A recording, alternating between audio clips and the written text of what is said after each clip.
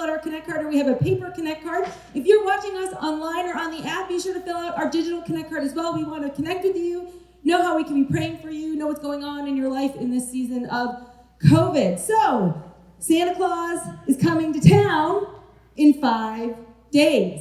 And some of you might be wondering what list you're on. Because there's 2 lists, right? There's a nice list and there's a naughty list. And you don't want to be on the naughty list, but I have an inside scoop as to 10 things that are guaranteed to get you on the naughty list. And there's still time. There's 5 days to change your ways. So, number 1 that will get you on the naughty list is not changing the toilet paper roll or doing it wrong. There's one right way, the way where it goes forward.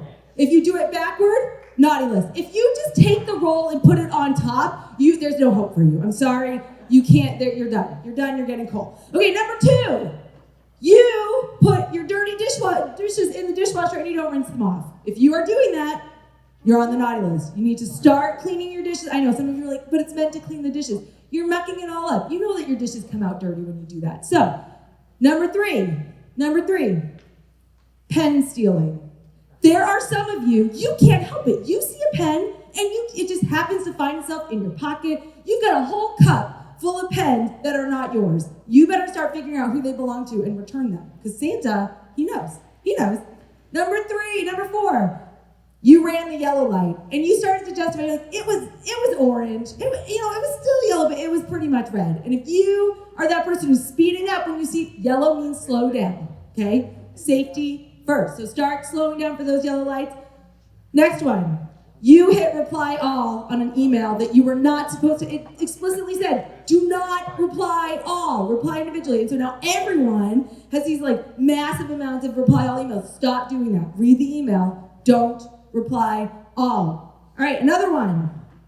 You have not been returning your shopping cart to the shopping cart corral. You just leave. Yeah, see? You just leave it in the. You think it's in the corner of some squares. If you want to make up for this, not only do you need to start putting your shopping carts back, but you need to start going collecting the other ones too. So that's the way to get on that nice list. Next one, you are not flossing. Santa cares about dental hygiene. You go to the dentist every time. Hopefully you go twice a year, and they tell you need to be flossing more, and you think, yeah, but you don't do it. It will get you on the naughty list, guaranteed. All right, next one. You have been microwaving smelly food in the office microwave, and if you microwaved fish, I'm sorry, you're done. You're done. It's over. Next one, recycling. You've been putting the things that go in the recycling bin in the trash, or you're putting trash in your recycling bin, or you're not recycling at all. And Santa cares about creation, so you should too. And the very last one is re-gifting. And some of you know that you already have this. You're like, I don't really want this, so I'm going to cross this out, give it. They'll never know. Don't re-gift. Not like that. And so some of you want to try really hard, but a few of you are just resigned. You think I'm like 9 out of 10 on that list, and you're kind of like this. Can we get that up? Do we have it? No? Oh, we don't have it. And normally it says, Santa, I've tried to be good. Okay, some of the time, okay, I'm just going to buy my own presents. And some of you are resigned to just buy your own presents. And that's fine. So here's the thing. When it comes to Santa, the tricky thing is he's keeping score, right? There's a nice list and a naughty list, and you're not sure which one you're on till you wake up in the morning. And that's fine when it comes to Christmas presents, right? It's fine to watch out, don't cry, don't pout, you don't want to get on the naughty list. But when it comes to life, that doesn't quite work.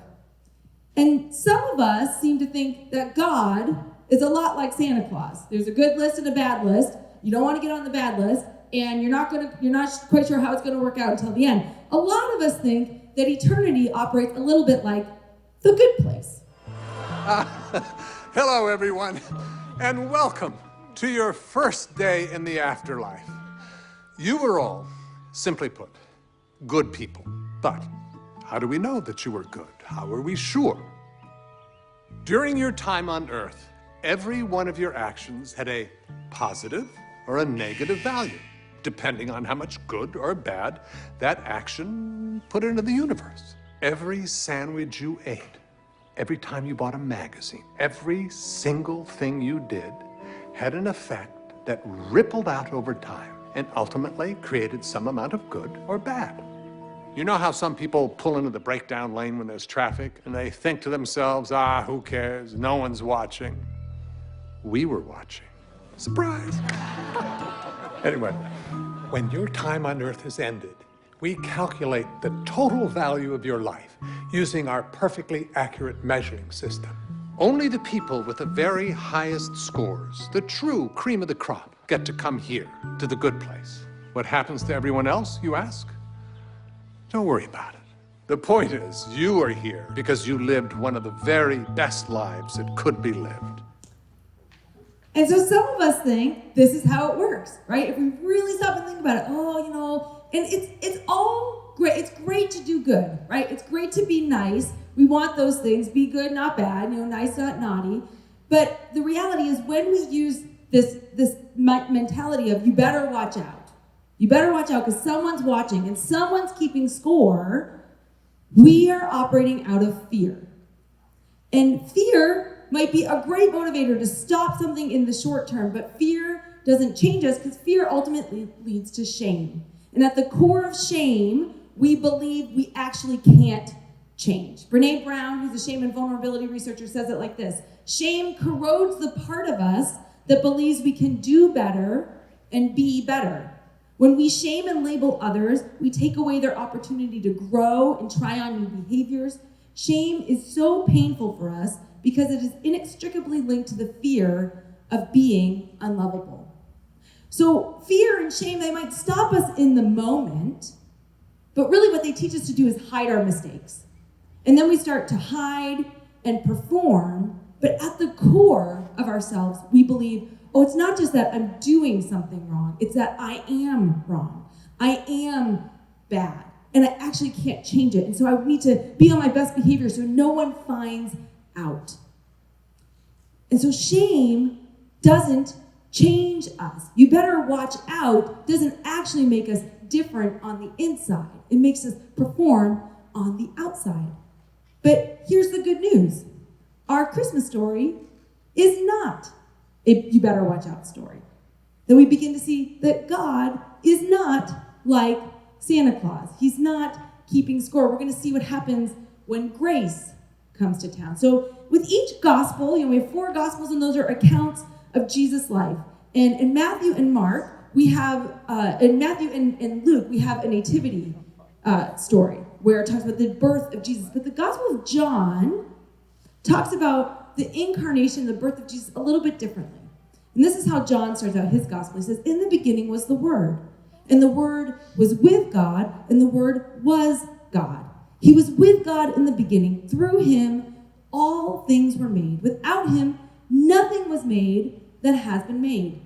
In him was life, and that life was the light of all people. The light shines in the darkness, and the darkness has not overcome it. The true light that gives light to everyone was coming into the world. And so the Word is another way of talking about Jesus. That was a common way of talking about a divine being. And God, and John is saying that Jesus was with God, but Jesus is God. That nothing was made apart from Jesus. And that Jesus has come to illuminate for us the world, to illuminate the truth, to illuminate the way of God. That where there is darkness, God has come to break that. And I love how Eugene Peterson words it. He says like this in the Message. He says, the word became flesh and blood and moved into the neighborhood. And so Jesus is God, and he becomes human. He becomes one of us, and he makes his dwelling among us to show us what God is like, what God cares about, what God thinks about you and me. This is good news. And in Jesus, we see the fullness of God. And John continues, and he says, the Word became flesh and made his dwelling among us. We have seen his glory, the glory of the one and only Son who came from the Father, full of grace and truth. In Jesus, we see the full glory of God, the full magnificence of God. And he says he's full of grace and truth. And Andy Stanley talks about this really well, because grace is the loving kindness and favor and goodwill of God. And truth is what's most real, what's certain. It's God's ideal. It's the absolute truth. And Andy Stanley says, Jesus is not a balance between grace and truth. He's not some grace and some truth. He is the fullness of both grace and truth at the exact same time. He says it like this: Jesus did not come to strike a balance between grace and truth. He brought the full measure of both. He didn't water down the law. He didn't put a condition on grace. In Jesus, we get as clear and as close a look as we will ever get of what grace and truth look like in an otherwise graceless world that has turned its back on truth. And grace without truth is tolerance. And tolerance is fine. It's a great ideal in some circumstances, but the reality is tolerance doesn't have a higher vision for someone. Tolerance doesn't say there's something more for you. There's growth. There's expansion. Tolerance says you're fine the way that you are. Grace without truth is tolerance, but truth without grace is condemnation. And it seeks to shame, and it leads to hiding when we condemn, right? It leads to saying you're not good enough. You're not measuring up. And then there's shame that says I can never measure up. I'm not worthy. I'm not able to do it. But grace and truth at the same time, while it may seem like a conundrum to us, it may seem like we can't picture it, it's actually the best news that we could hear. Andy Stanley says it like this: grace doesn't dumb down sin to make it more palatable. Grace doesn't have to. The purpose of truth isn't to isolate people from God or from his people. As we follow Jesus through the Gospels, we find his acknowledging the full implications of sin and yet not condemning sinners. The only groups he consistently condemned were graceless religious people, those who misused truth to control through guilt, fear, and condemnation. When Jesus comes to town, he doesn't come with fear. That's not his message. He doesn't come with a you better watch out message. When Jesus comes to town, he comes to town bringing a message of freedom. Of freedom. And so let's take a look at what this grace and truth that has come into the world to illuminate all things for us, what that really looks like when we get on the ground. And so we're going to be in John chapter 7. If you have a Bible, you can follow along, 7:53 to 8:11. And it starts like this. They all went home, but Jesus went to the Mount of Olives. At dawn, he appeared again in the temple courts where all the people gathered around him, and he sat down to teach them. The teachers of the law and the Pharisees brought in a woman caught in adultery. They made her stand before the group and said to Jesus, "Teacher, this woman was caught in the act of adultery. In the law, Moses commanded us to stone such women. Now, what do you say?" They were using this question as a trap in order to have a basis for accusing him. But Jesus bent down and started to write on the ground with his finger. And they kept on questioning him. And he straightened up and he said to them, "Let any one of you who is without sin be the first to throw a stone at her." And he stooped down and wrote on the ground. At this, those who heard began to go away one at a time, the older ones first, until only Jesus was left with the woman still standing there. Jesus straightened up and asked her, "Woman, where are they? Has no one condemned you?" "No one, sir," she said. "Then neither do I condemn you," Jesus declared. "Now go and leave your life of sin." Okay, so let's break this story down a little bit. Jesus, he's teaching. He's surrounded by people. And suddenly, the teachers of the law and the Pharisees, the religious authorities, they bring this woman before him and they say, "We just caught her in the act of adultery. What are you going to do? Moses says that we're supposed to stone her. What do you say?" And they think they've got the perfect trap. I mean, they've been looking for a way to kind of squeeze Jesus in and reveal who he really is because they don't like him. They don't like what he's doing. And they think they've put him in this bind. He has to choose one way or the other. He's either going to disregard the law completely, which is what they think he's going to do, right? Because they think everyone likes Jesus because he's breaking all the rules. That's why they like him. We want to keep the rules and do what's right. And Jesus just throwing them out. So of course they like Jesus. So they think he's just going to let her off the hook. That's what's going to happen. Or he's going to enforce the law, and then, they'll see that he's not so gracious, and he'll lose all of his followers. Plus, he'll be in trouble with Rome, because we're not actually allowed to do that. We can't stone people. Remember, Israel is under Roman occupation. Only Rome can execute people. So if Jesus says, "Go ahead and stone her," then Jesus is in trouble. So they think, yes, we've caught him. He's got to choose one way or the other. This guy's going to be exposed. And what does Jesus do? He bends down and starts writing in the sand. And there's been a lot of hay over what Jesus wrote. We don't know. No one knows. Like if anyone says, oh, he was right, no one knows. But we do know some reasons why he was writing in the sand. And there's two. One, he takes the focus off of this woman. Imagine her, right? She's just been caught in the act of adultery.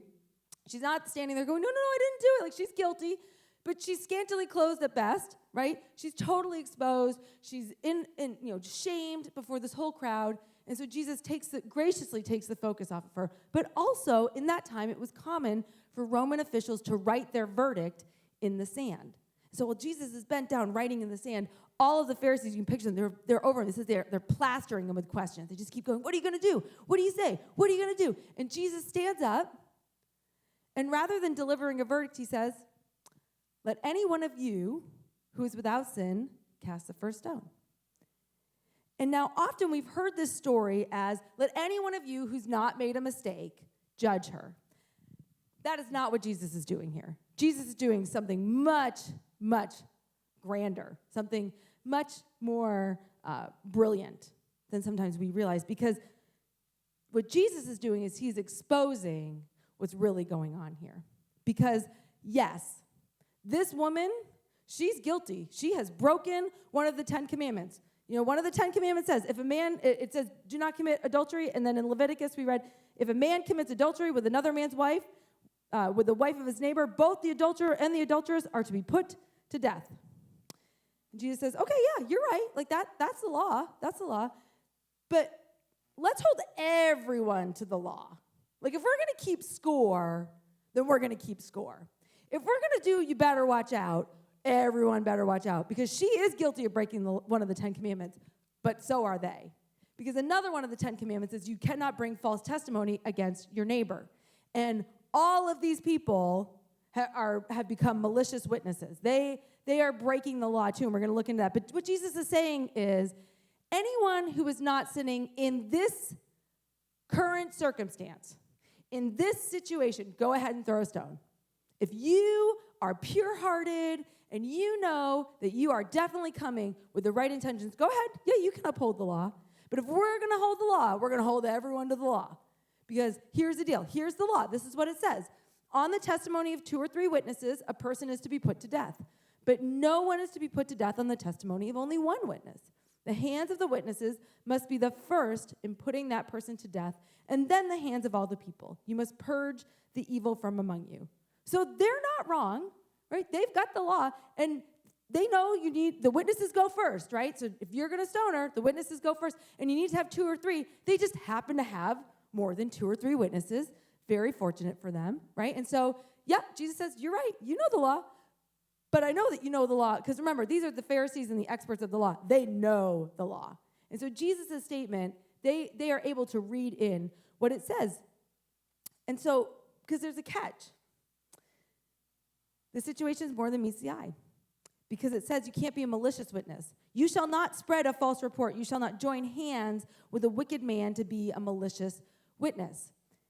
And so the act of bringing this to Jesus, they have become malicious witnesses because either, at very best, they've allowed this situation to happen and then brought it to him, right? And it's on them to stop an evil situation. But more than likely, they set it up.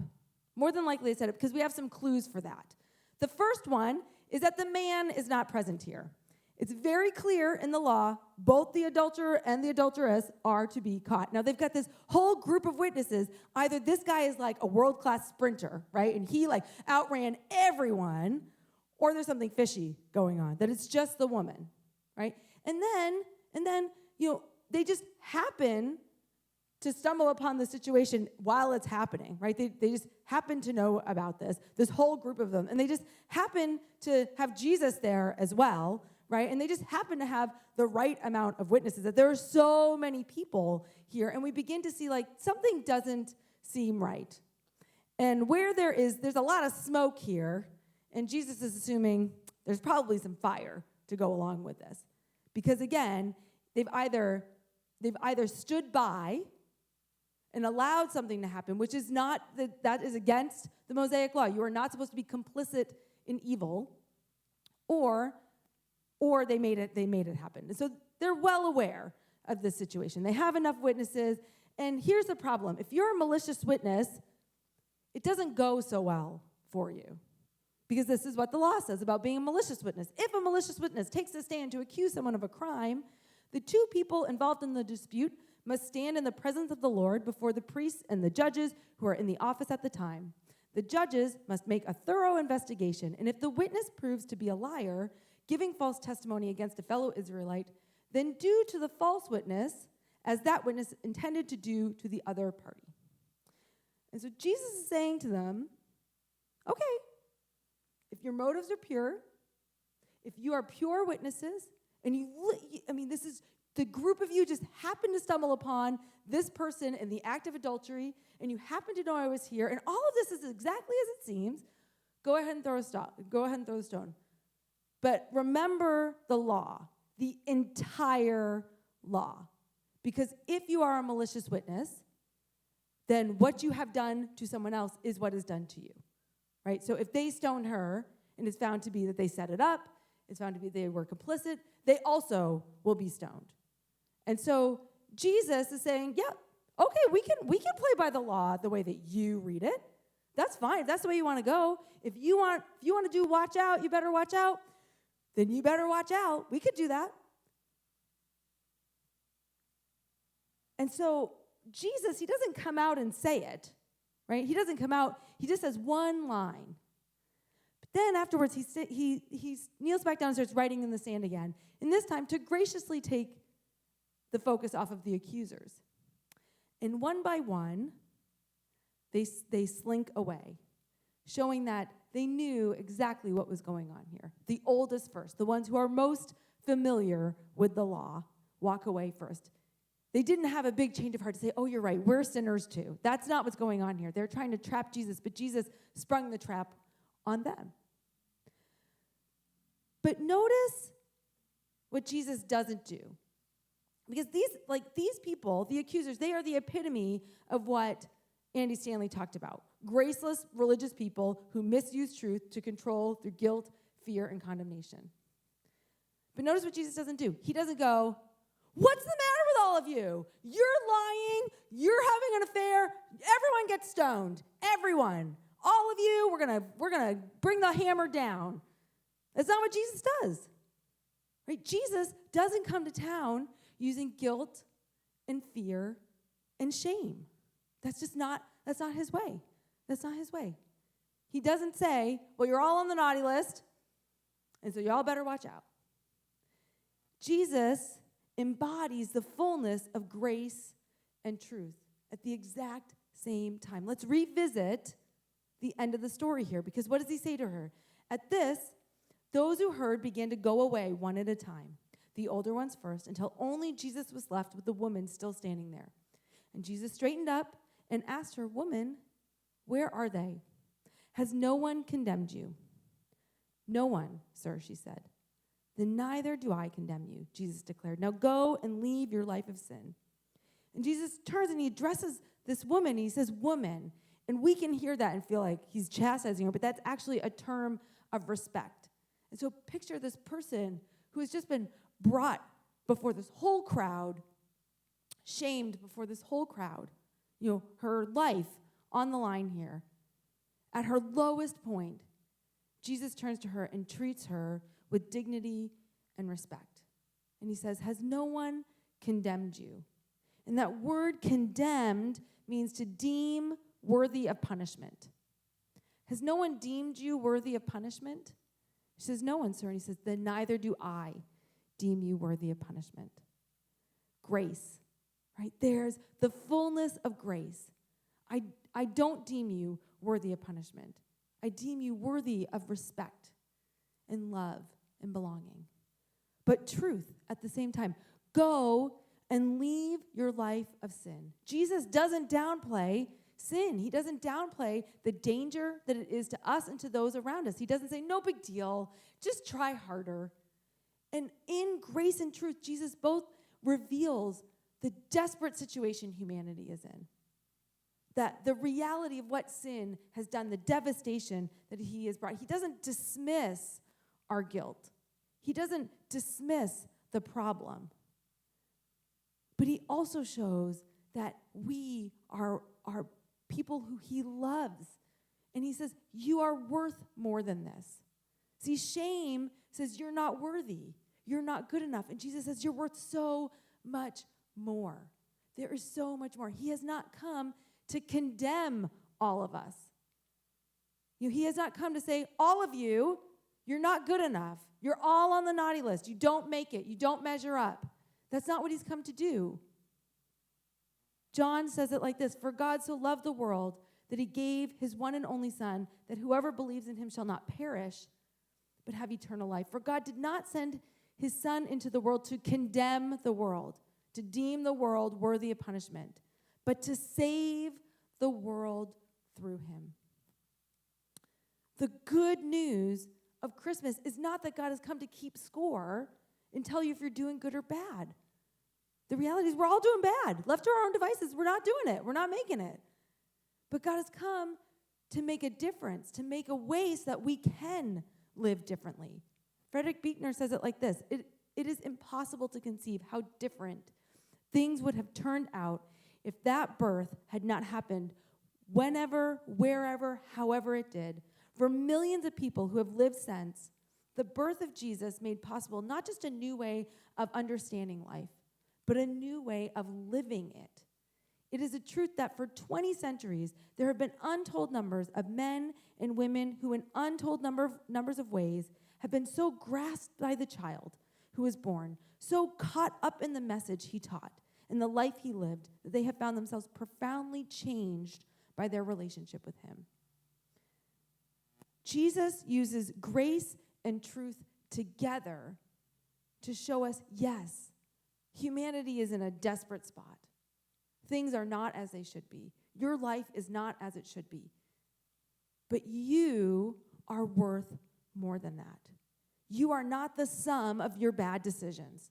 You are worth more than that. And not only is he telling us that, he's making a way for us to live differently. He's the light that brings life to all people, to illuminate the heart and way of God, that we can be changed. And so the message with Jesus is not, you better watch out, right? God is not keeping score. But there is a message with Jesus. When it comes to grace and truth, he says, keep watch. You don't have to watch out, but do keep watch over your life. That the grace and truth that you receive from God should change us from the inside out. It should change the way that we live. We should leave our life of sin to enter into the glorious life that he has for us. Paul says it like this to his letter to the Ephesians. He says, live a life worthy of the calling you have received. Be completely humble and gentle. Be patient, bearing with one another in love. Keep watch over your life. Because we have received forgiveness in Jesus, we should live as people who are forgiven. It should change the way we live. And so let me give you an example of what this looks like. So anyone who's a parent here knows that when kids get quiet, nothing good is happening, right? Like you're like, that's something, it's a little too quiet. So Imogen, she was much younger, this is years and years ago. She went through a stage of sneaking food, right? And it started with a babysitter. She had a babysitter over, and we came home, and they literally had eaten every piece of chocolate in our house in an evening. And I was like, you what? Like, she was like 9 o'clock at night. She's wired and because she had so much caffeine. And this led to starting to sneak other things and other food. And then it all culminated in one Halloween. And, if you get to know me well enough, you'll know I don't like Halloween. I hate Halloween. Scary things I don't like scary things, and I think giving children lots of candy is dumb. So, for me, Halloween is a really bad idea, but I'm a good parent, so I participate in Halloween. And so we took Imogen trick-or-treating, but we had a plan, because, I'm a good parent. We had a whole candy plan. She went and got it, and then we came home. We went through the candy, the ones that she has a gluten allergy, so we had, like, the food that she just can't eat. And then we picked out the pieces that she was going to keep, and we even, figured out what days she was going to eat them, and then we put the other candy up on top of the fridge. We did not, however, put the gluten bag on top of the fridge as well. Because, I was smart, and I thought, yes, she'll eat this other candy. Not so smart, left it on the bottom of the stairs because we were going to bring it into the office the next day. And so I work out really early in the morning, and this house had it's 2 sets of stairs, it had a basement, and that's where I would work out. And normally in the morning, Imogen was like a herd of elephants. Like I hear like banging down the stairs, and she's down there bugging me while I'm working out. And that morning, nothing. And I'm thinking, we are awesome parents. We wore her out trick-or-treating, and she's sleeping in. So great. And I come up from my workout, and there's Steve in the kitchen. And I was like, something is wrong, because Steve is never up this early. And Steve is holding candy wrappers in his hand. He's got like 3 candy wrappers. I'm like, what's going on? He goes, so I heard some like little pitter-patter feet outside the bedroom, and I found these in the bathroom trash. And I think Imogen helped herself to some Halloween candy. And I thought, oh, man. And so because we're great parents, talked about it. We had a whole plan. We're going to go in there, talked about, not seeking candy. We opened the door, and Imogen is surrounded by candy wrappers on her bed. I am talking, this child ate over 20 pieces of candy before 6 a.m. in the morning, okay? And so all my plans are out the window. I'm like, what has happened? Right? And you see her. She's totally busted, totally guilty. There's no hiding it. Like literally candy wrappers. It's like a movie scene. And I'm like, what are we going to do? And maybe you can relate to Imogen, right? Where you totally blew it and you are busted. And it is out there and you can't hide it. And you're waiting for the other shoe to fall, right? You are waiting to get in trouble and someone to be mad and for the punishment to follow, right? And you could see this with Imogen. She's like, her whole face, like totally busted. And I'm there like, what has happened? And her face is filled with fear. And you see these little tears like start to come up in her eyes. And she turns to me and she goes, Mom, are you mad? And I want to say, of course I'm mad. You ate 20 pieces of candy before 6 a.m. What's the matter with you? But in that moment, I had to ask myself that question. Am I going to add shame to this situation? And I want to be honest with you. Left to my own devices, yes. Left to my own devices, I will go to shame and fear and blame every time. Right? Because it's easy, and it feels effective, and it feels like I'm in control. And here's the thing. I tell parents this all the time. I teach parenting, and I tell parents this all the time. There are 2 questions to ask yourself. Do I want to make my child pay for what they've done, or do I want to help them learn from what they've done? Because discipline just means to teach. That's all it means. But left to my own devices, I will make a child pay every time. Because Kurt Thompson says it like this: shamed people shame people. Shamed people shame people. When I am in shame, when I am operating out of feeling worthless or hopeless or judged, I respond in kind. But here's the thing: shame, it just perpetuates the cycle of sin. Because shame says you're not worthy, you're not good enough, you better hide. Don't make mistakes, and if you do, don't let anyone see them. And so I had to stop, and I'm so grateful for the grace of God. I'm so grateful for the grace of God, because the grace of God has changed my life. It has changed me and said, no, you are worthy. You are worthy of love and belonging, even at your lowest moment. And so in that moment, because of the grace of God, I was able to stop and keep watch over my life, my words, my actions.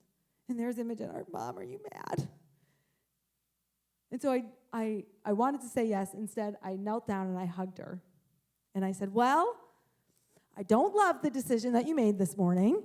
And she just started weeping, like full-on body-heaving weeping. And she said, Mom, I'm so sorry. I saw it and I took one and then I just couldn't help myself and I just kept going back. And I was like, all right, well, and it led to this moment of grace and truth at the same time. Because grace of showing her you are still loved, even at your lowest moment, you are still loved. And truth, where we talked about self-control, the need to be able to trust each other. And I asked her, so what do you think needs to happen here? Like, how do you think this needs to be made right? Here's a great parenting tip, parents. Your kids will come up with better consequences than you ever will, right? They're way better at it. And so she goes, no candy till Thanksgiving. And I thought, okay. And she owned it. It was her idea. That kid had no candy till Thanksgiving. And Thanksgiving, she was so excited. But that was her decision. The grace and truth of Jesus that has entered into the world should change the way that we live. It should change the way that we interact with each other. Because we have been forgiven, we forgive. Because we have been shown mercy, we show mercy. And that is the good news of our Christmas story. That grace says you are not the sum of your bad decisions. You are worthy of love and belonging even at your lowest point. And truth says, yes, there's a real problem. There's a real problem, and there's a way forward. Jesus didn't come to say, hey, you're all messing up, and you better get your act together. Jesus came to say, yes, there's a problem, and I'm going to give up everything to make a way forward, to change you and to change the world. That's the gift of Christmas. And so at Christmas, we don't have to watch out. God isn't keeping score. Right? We don't have to operate out of fear and shame, but we are called to keep watch. And I want to revisit that Ephesians verse one last time, and it says this: live a life worthy of the calling you have received. Be completely humble and gentle. Be patient, bearing with one another in love. And so this Christmas season, we've got 5 days left till Christmas. And sure, there's other ways that you can modify your behavior, but what would it look like for us to be people who are completely humble, to be gentle and patient and bearing with one another in love? How can you keep watch over your life this Christmas? Let's pray. Gracious God, thank you. Thank you for your goodness. Thank you that you have come not to condemn us and deem us worthy of punishment and to tell us how wrong we are or how much we've messed up. But God, that you recognize the reality of sin and what it's done to us and our relationships in our world. And you've come not just to expose the problem, but to make a way forward. You've come not just to help us think differently about life, but to live life differently. So God, help us to live a life worthy of the calling that we have received, not to watch out with fear and anxiety and shame, but to keep watch over our lives and live as people who are completely humble, gentle, patient, and to bear with one another in love, because that is who you have been to us first. Thank you for this reminder of this season, Lord, that is our story. We pray this in Jesus' name. Amen.